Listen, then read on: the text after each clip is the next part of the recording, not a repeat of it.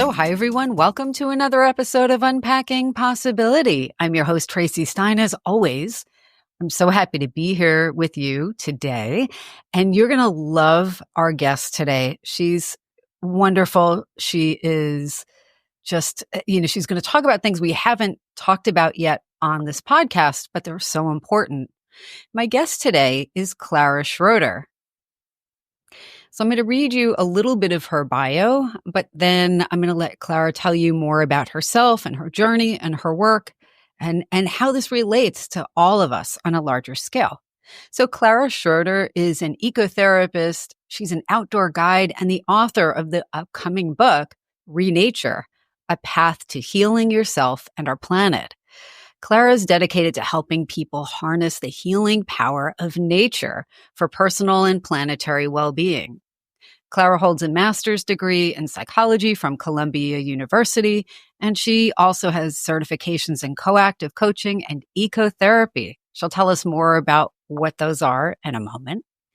But these areas of study have equipped Clara with evidence-based tools to foster resilience and sustainable growth. And who doesn't want that? Clara partners with individuals and organizations to deliver transformative workshops and nature-based retreats aimed at cultivating balance, connection, and well-being. So without further ado, Clara, welcome. Thank you, Traci. Thanks for having me. I'm really happy to be here. Yeah, likewise. It's so great to have you here. I've known you've been exploring this area of work for some time, but really, I too can benefit from learning more about it. You have such an interesting personal journey, and I want to get to that in a moment, but maybe we could start by defining ecotherapy and kind of setting the stage for what you're going to talk about today. Yeah, and I want to give a little bit more background before I jump into what ecotherapy even is. Great. For context, I studied originally, environmental conservation and wildlife preservation. As an undergrad already, I had that passion for nature and for animals my whole life. And graduating from my undergraduate degree, I realized I didn't want to go in a technical field in the environmental world, but that I was really curious about the disconnect that was happening between people and the natural world. And my goal became to heal that gap, heal the relationship between people and the earth, which is kind of how I got oriented towards ecotherapy and psychology. And basically, I was like maybe 21 and I started calling it healing the earth from the inside out, starting with people, which is something very different. And it's a differently approach to psychology. And so ecotherapy is this concept that nature holds an incredible healing potential and healing power for us as people. And that we've kind of evolved in a society, especially in the Western world, where we're so disconnected from nature, from animals, from the seasons, the natural cycles of life. And so ecotherapy as a field emerged in the late 90s, and it was a movement between environmentalists and psychologists who came together and said, we need to do something. We need to get people to heal and feel better through nature. So ecotherapy is really this concept of taking people out on the land, either as a group or with me as the guide, and offering a space for them to explore, to heal, to grow with the help and the guidance of nature. And I just become like a messenger, a translator. Does that kind of make sense? It does. And I'm thinking about a variety of things that I've seen, even just written about lately, about aligning oneself with the natural cycles of life and nature. But I want you to talk about this more because, the elephant in the room is that we are a world that is really, so many people are so strained in terms of their coping. There's so much tension. I think there's a lot of misunderstanding about what it means to relate to the natural world. So, I'm just kind of setting the stage with that a little bit. It seems like what you're doing is more timely and needed than ever. Yeah, and that's actually how I came to writing the book, is addressing the impact of the climate crisis on mental health. And because I'm a mental health practitioner, I really became curious about, how people are reacting to what is happening, those extreme weather events, for example, that we've had lately. And and there's so much that needs to be shared and educated and just built around community for that for people. And something that and I'll get straight to the point, because it's something that I read about in the book. I interviewed quite a few climate disaster survivors, and what's happening kind of on a collective level is that people are starting to think of like nature as a threat or as the bad villain in our movie of life, let's say. But that's because we are not cultivating that deeper relationship with nature. And I think, we won't get into that as much because that's not the point of the book, but we got here because there's a lack of balance. When we were, prehistoric beings, we were living much like with nature. We were never separate from her.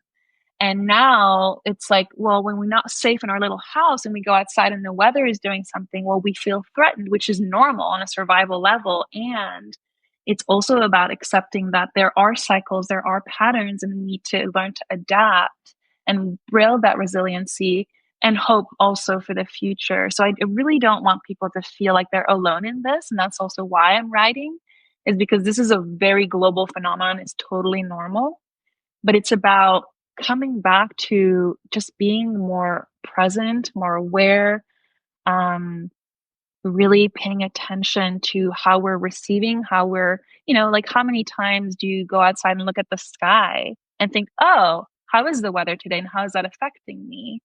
We might talk about it and just be like, oh, it's raining. But actually, every day, if you wake up and you're like, what was the moon doing last night? And did that, impact how I went to bed? Or how is the sun today? How is the wind? Like we are constantly adapting and responding to those stimulus, right? And our nervous systems have responses to that. But the more that we learn to get to know our local landscape, our local plants, where the food comes from, that is what I mean by deepening a relationship with nature. Those are just quick, small examples, but it opens up like a depth that's always there that we just kind of tune out because we're busy, because we have phones, computers that are driving our lives. I feel like I got a bit off track, but I could talk about this forever. As you're talking, I'm just thinking about how interdependent we are and need to be on the natural world. It is not an adversary, but I'm kind of going off on a tangent a little bit. Like we have relationships with people, and I think we have more awareness of the fact that they have to be reciprocal. They have to be in balance, that how we are affects people around us and vice versa. It sounds like you're talking about the planet and nature and climate and weather in a little bit of a similar way. Like yeah, exactly. And what's really interesting is that used to be the case for people before about the 17th century is when it changed. So this has been going on for centuries. So we shouldn't feel bad about where we are or how we got there, because there is way to move forward from here. But I just want to let people know there is that dualistic view that came in. And it's actually part of the reason is the French philosopher René Descartes, who's like so famous and like a big, big philosopher, but he proclaimed that man had dominance, dominion over nature because plant, animals, elements didn't have thoughts or emotions or feelings, which that kind of gave way. I mean, after that, historically, the Industrial Revolution and then technology and everything just kind of sped up.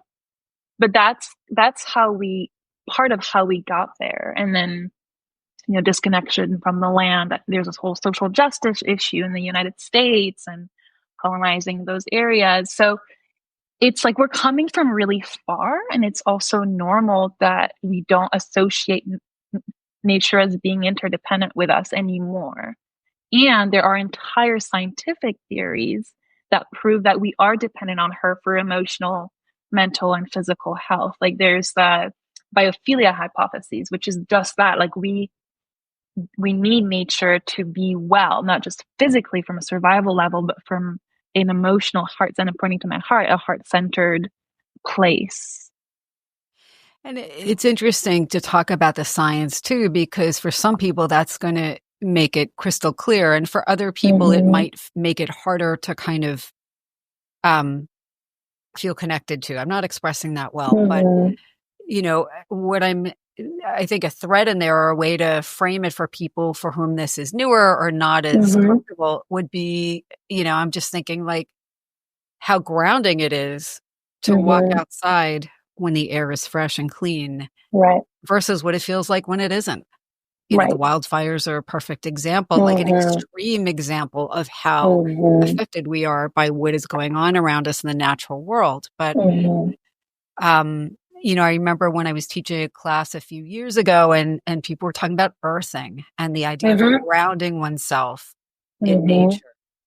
The multisensory experience of nature, absolutely has an impact on our emotional well-being.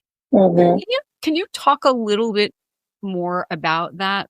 Like how to be affected by of course, stepping outside our doors? Yeah. And what came up for me as you were saying that is I've never met someone who's stepped outside, let's say on like a nice weather day and not felt better. Like very few people, unless it's extreme cold or heat or whatever, go outside and feel worse. So what's happening there for our bodies is it's extremely soothing to our nervous system when we like the trees and a lot of times just even being exposed to that oxygen, that fresh air. It's good for our cells. Like you're saying, grounding, earthing. It activates the parasympathetic nervous system. So it really like decreases, yeah, exactly, our stress levels. I mean, the science is there, and I'm not going to go through it right now, but it's like so many studies from people who had, medically speaking, views of trees from their hospital room recovers faster. Yeah. I mean, a lot of times I was getting an IV yesterday and they were playing the waterfalls and like bird sounds. And I was like, this is great. I'm instantly more relaxed.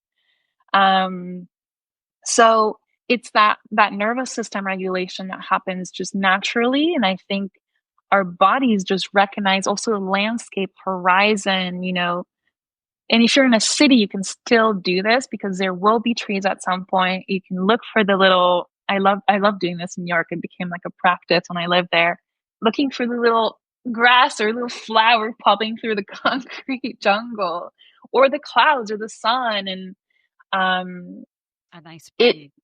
yeah, breeze. It takes us out of our minds. So a lot of what nature does is it reconnects us with our bodies, and a lot of our stress lives in our mind. That's where it comes from.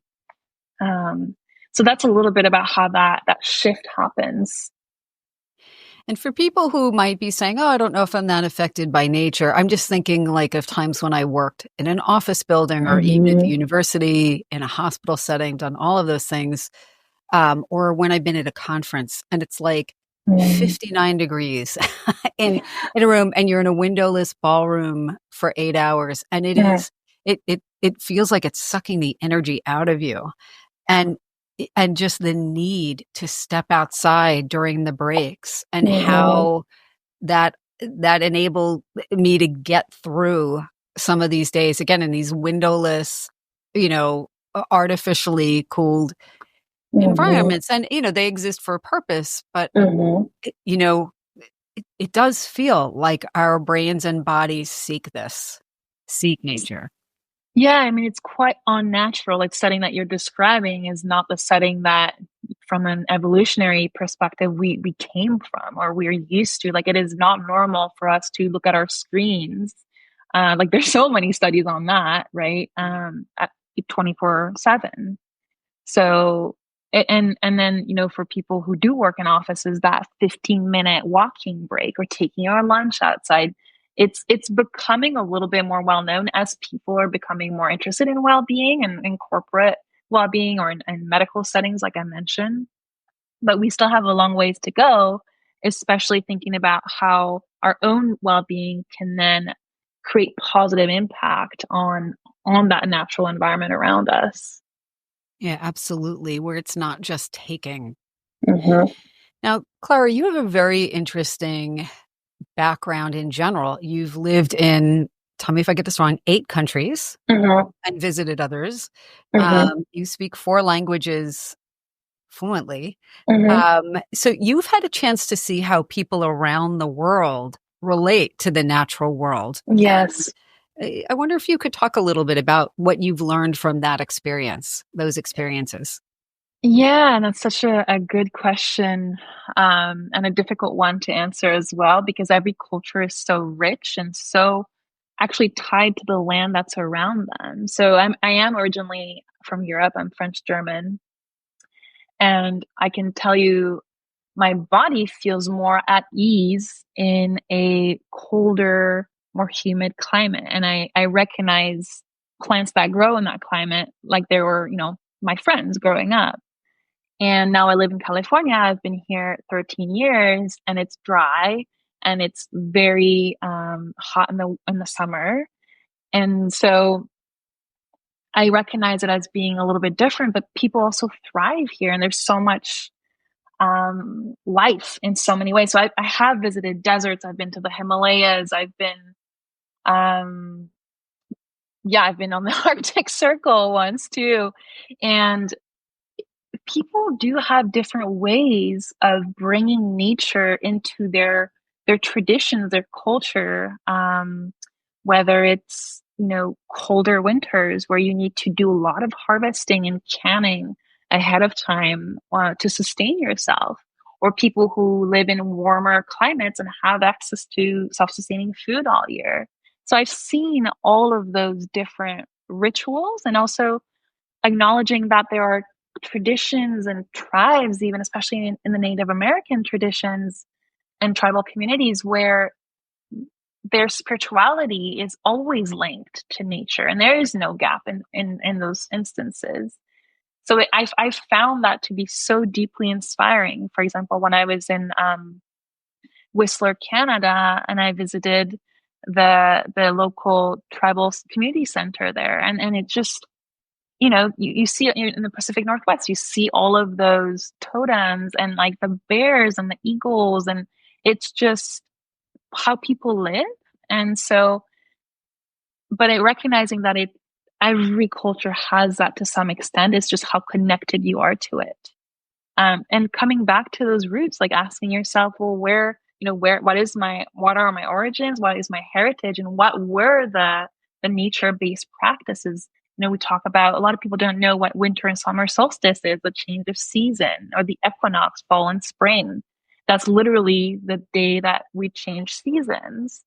And those were usually big celebrations or ceremonies for different cultures.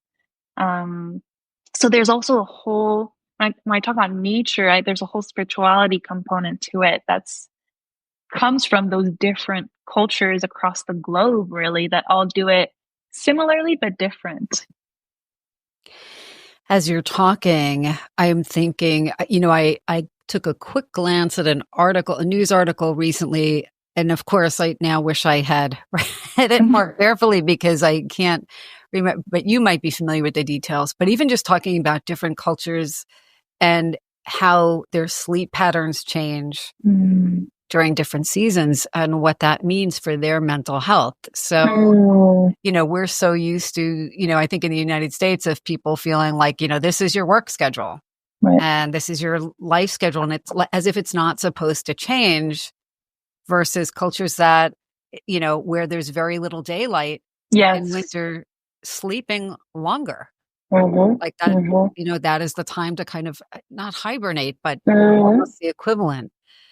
And how that has an impact on mental health, a positive impact. Hmm.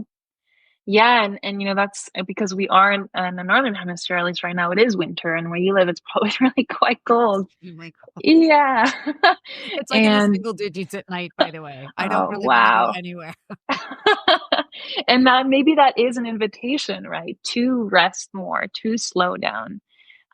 One thing that's really, and I've given talks about this before, apparent with nature is that there is no consistency. Like, we're not always the same pattern, the same rhythm, the same speed.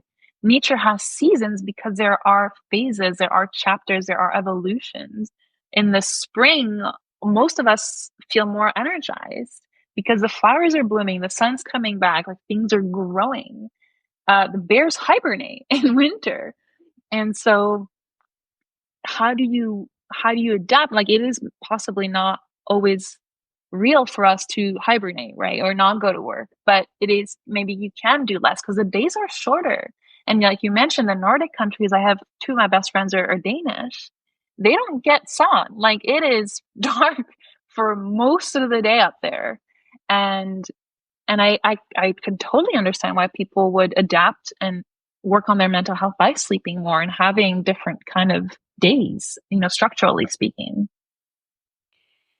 Yeah, it really does make sense. And it a lot of it requires an inner reframe, right? And also a cultural reframe too. So, right now there's so much pressure for us to almost stay the same, despite the fact that the seasons change. Life is cyclical. Our own lives are cyclical. Correct. I'm wondering where we should go next, because I know something that you do talk about is the ripple effect of change. Is that jumping around too much, or what do you? No, yeah, I think explaining the ripple effect, because that's such an interesting phrase, and how that ties into everything that we're talking about.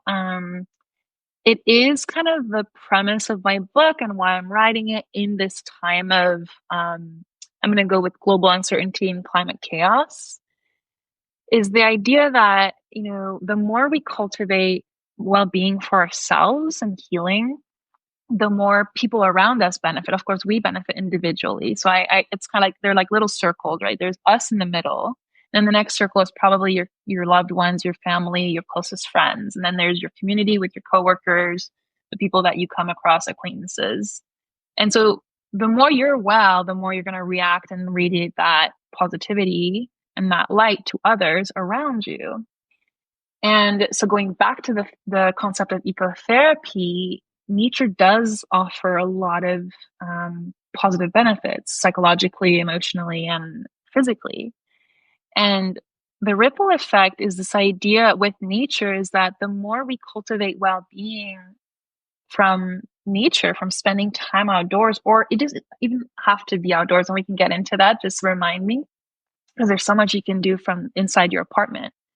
The more you have that relationship and that you recognize the interdependence and the vitality that comes from growing that relationship with nature, my hypothesis is that the more we feel that way, the more we're going to want to protect the natural world. And I talk about planetary health, so individual well-being for planetary health.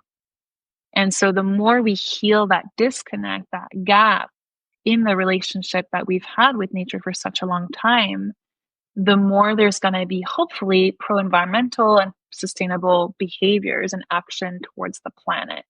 And I don't think it's a far stretch. I interviewed about a dozen experts on this question. Yeah, please talk about that. Please talk about that. So you actually did not actually, I mean, I know you, but everybody else doesn't know you yet, but they're getting to know you. You're an extremely smart woman. You're extremely thoughtful, and I'm not being generous. It's true. You're so thoughtful in how you do things. And, you didn't just review the science. You spoke to a lot of experts. You've put so much work into this book. Can you talk about that? Yeah, of course. So I interviewed a lot of different psychologists, from positive psychologists to resilience, trauma psychologists talking about climate, as well as people looking at exactly what we're talking about, that pro-environmental behavior. And the conclusion is that as people, we adapt, we build resilience through community, through healing. And there are so many ways that nature can bring us closer towards a much more positive global impact. Dr. Dan Tomasillo, who I think you're familiar with. Of course. Yeah, so I interviewed him as well, and he told me that hope is the only emotion the only positive emotion that arises from negative feelings or negative circumstances. And I think it's fair to say that a lot of us might feel right now like this is a difficult time to be alive. Yes. And to think that there's so many tools that can be shared, and that's part of why I'm writing the book, and giving us not just hope for the future, but also resilience and knowing how to react to wildfire events, hurricane events, how to help our neighbors and help ourselves, talk to our kids about it. And so it's all happening. It's just a matter of bringing it together, simplifying it enough that it makes it accessible for people. That's why I interviewed climate survivors. I interviewed a hurricane and a wildfire survivor. And it was so beautiful to hear how both of these women and the people in their lives um, evolved from those very traumatic circumstances, what could have been very traumatic. And then another psychologist who I quote in the book, Dr. Bonanno, who's also at Teachers College, Yes. actually. You know, George They're, yeah, and Dan Well, and they're both amazing people and psychologists. amazing. Yeah. So we're in good hands here. They've done a lot of research. And Dr. Bonanno is very adamant about calling events that could lead to trauma. So what I would normally casually refer to as a traumatic event, he's very considerate about calling it a potentially traumatic event, because actually the resilience trajectory for climate disasters is that a large percent, I think it's 2/3 of people are on what I'm going to call resilient trajectories, which for people who are not in psychology just means they recover quickly. They're fine. There are no long-term effects like PTSD or depression or anxiety. So that's actually really good news. And all of these experts, and I'm part of a university here in San Francisco that's doing a lot of research on climate resilience and equity, and how do you share those tools for stress injuries. And I mean, it just goes on and on. There's so much data and science. And so I'm really just excited to bring that to people in a more accessible way. Yeah. So that they can feel like they have a chance at overcoming their own whatever's on their hearts. If you don't mind, just because I think a lot of people probably aren't familiar with George Bonanno's work, but I've known George for a long time, and I remember when he was first doing his work in resilience and trauma and loss. I'm assuming it's the same for climate. I'm not, I haven't read that literature, but for other types of trauma, just as an aside, it does not mean that we go through difficult things with no effect. Correct. But I'm saying for people who may not be as familiar, of course, familiar, but resilience means that you might still have, distress, shorter term effects.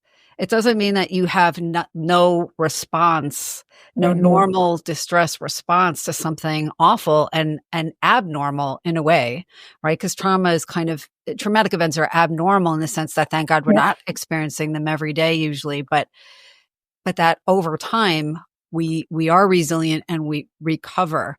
But what I just don't want people to think is that, like if you lose your house in a hurricane, like the next day, no one's expecting that. And I'm sure people are quite traumatized about, the fires going on and things like that right now. But as you said, 2/3 of them will resume some semblance of normal functioning and psychological functioning over time.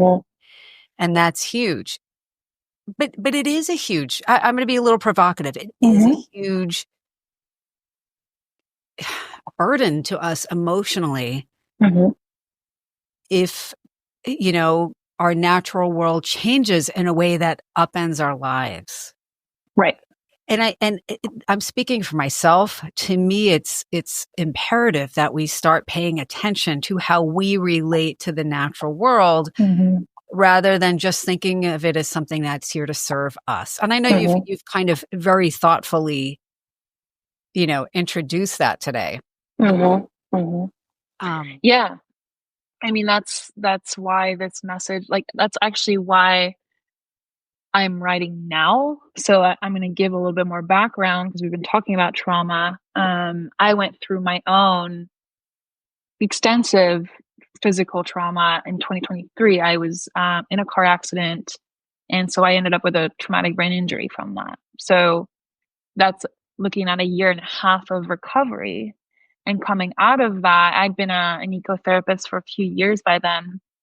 And, having done my own, so I have had, I'm going to be transparent, I have PTSD from that.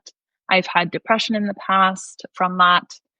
And, thinking about how to help others heal and not just that kind of trauma, but build resilience. That's what got me really curious about resilience, especially resilience in the face of, climate change. And like you're saying, there's a lot that's happening and there's a lot that we can learn and people that we can turn to. Like it's happening in real time, right?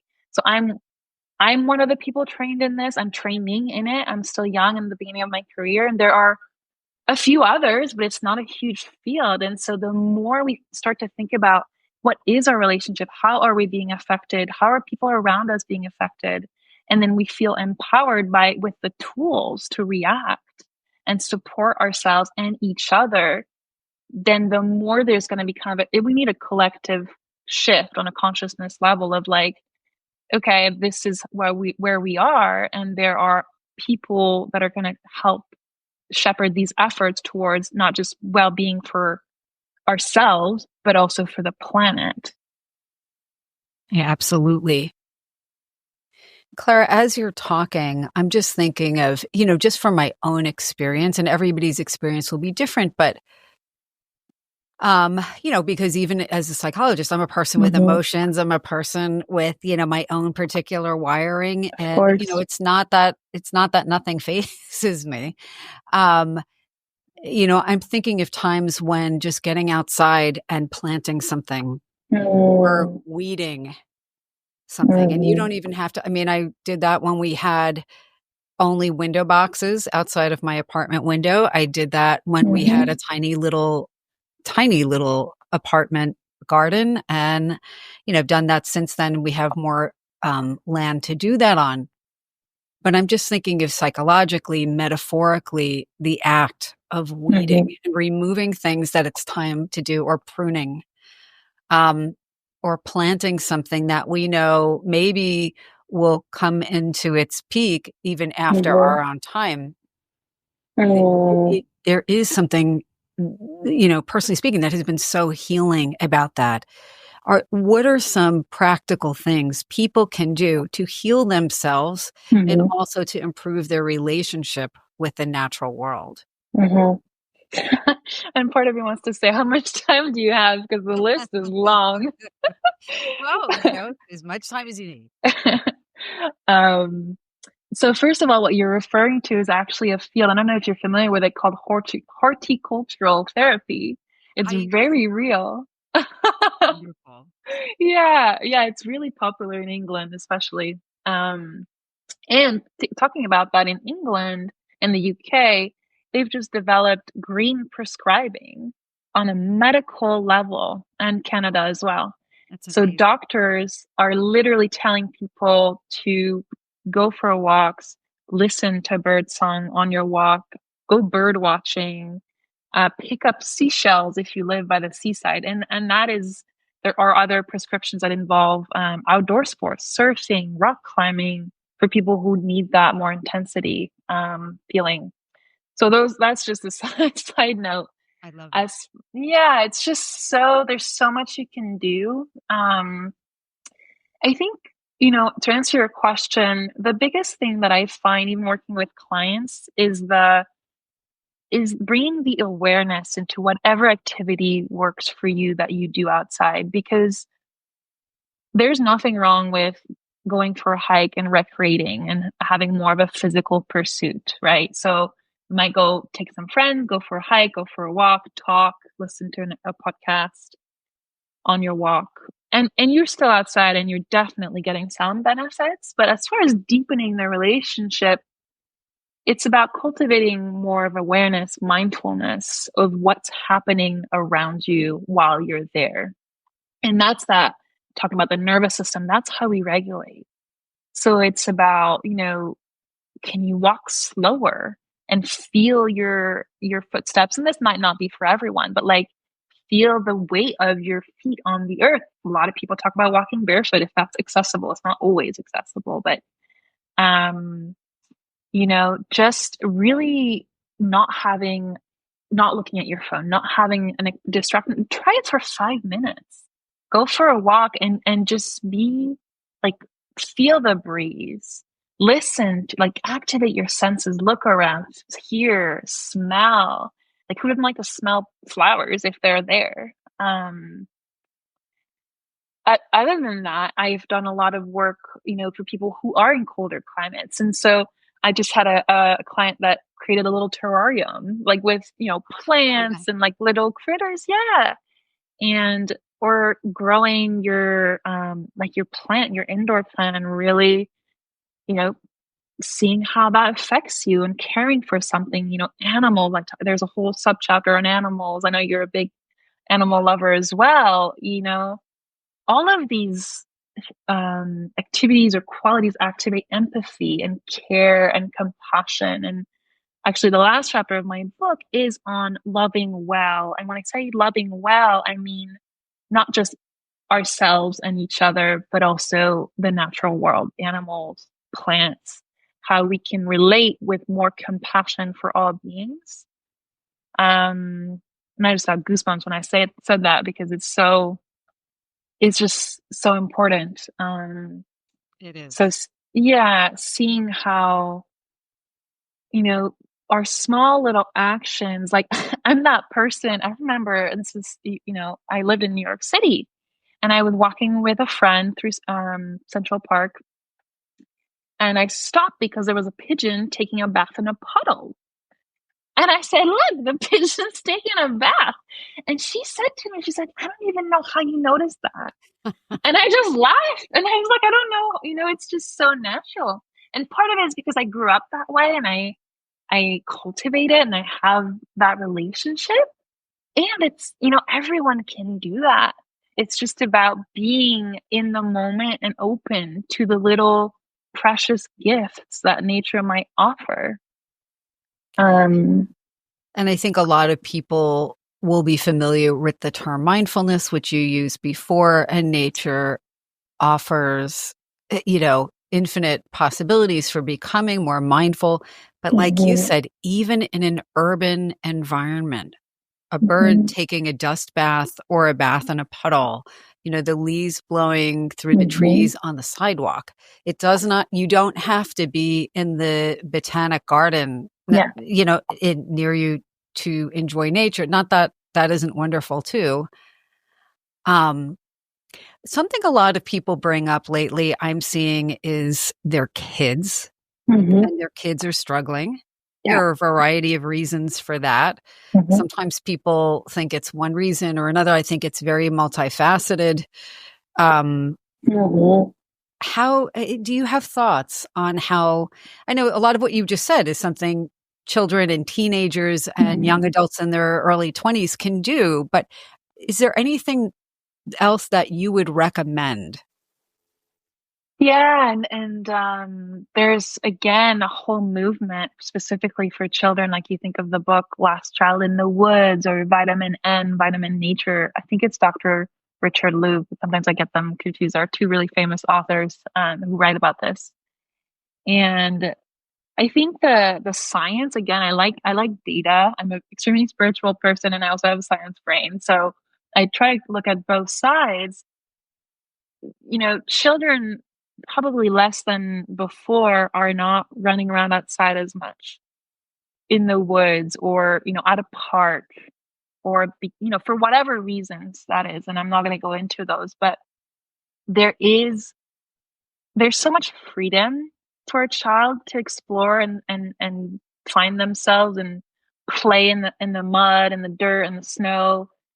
And that is character building, and that is, teaching them something profound. And so, yeah, there's literally experts. I'm not an expert specifically for children, but just giving the time if you can, and those opportunities where things are more accessible, things are curious. I actually just thought of an example. I was before I became a professional outdoor guide for medical professionals, I was a volunteer hiking guide for low income families from like more inner city backgrounds. And those kids, so there's okay, the backing up, for some people, they didn't grow up feeling like nature was safe for them. And that's a whole social justice issue that I do address in the book. And so when they do get out there and they have those opportunities, the light in their eyes, Traci, when they pick up a rock for the first time and they look underneath the rock and find critters like insects. Oh my, and the squeals and the joy and the oh my gosh, and then they're and then and then you tell them, no, you're gonna take the rock and put it back really gently to honor the life underneath there.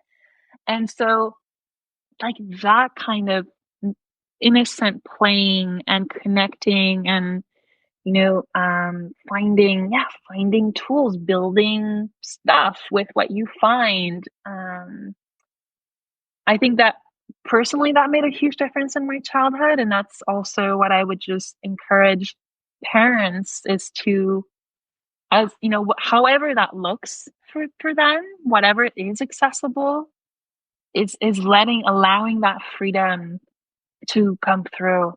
And if you are in a situation where you can help your children feel safe and supported and nourished while outdoors, beautiful. And if that's something that's not comfortable for you, then you take baby steps, right? You go to an urban park. It doesn't have to be, that's one of my big mottos, is it doesn't have to be a 5-day backpacking in the wilderness trip for you to gain the benefit. It could be a half hour at an urban park and just noticing, the grass and the flowers and the other kids playing and the dogs, and then just seeing where that takes you. I'm going to make you laugh, but I'm thinking even going into a local garden center. Yeah. And in just New York City, plenty. Yeah. Just smelling the plant life and the earth. And if that's your introduction and it feels better to walk down the aisles between plants, it doesn't have to be, like you said, backpacking for 5 days in the wilderness, which I'm probably never going to do. I don't blame you.